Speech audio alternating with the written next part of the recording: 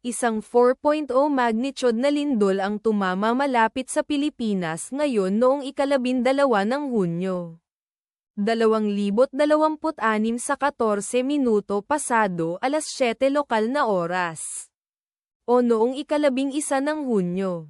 2026 sa 23:03 Coordinated Universal Time. Tulad ng iniulat ng EMSC sa website nito. Ang lindol ay matatagpuan sa napakababaw na lalim na 10.0 na kilometro sa ibaba ng ibabaw. Sa mga coordinate latitude 5.35 at longitude 125.07.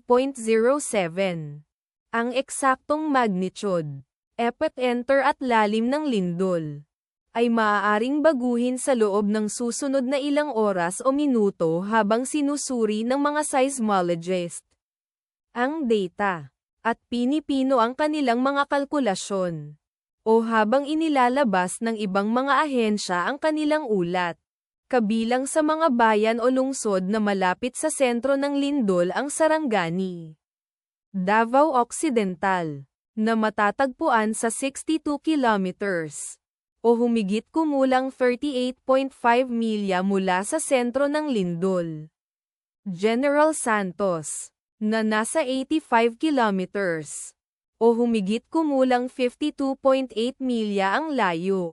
Jose Abad Santos, Davao Occidental, na nasa 89 kilometers, o humigit kumulang 55.3 milya ang layo.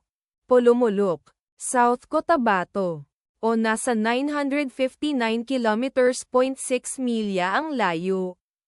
Ang inirerekomendang pagkilos ay maging mapagbantay para sa mga posibleng aftershocks na maaaring mangyari.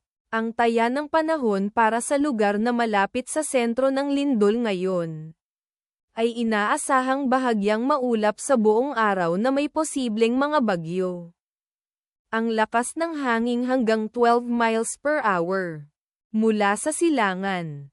Ipagdasal natin na ang lindol na ito ay hindi magkaroon ng malaking epekto sa ating mga kapatid doon. At wala ng lindol. Amen.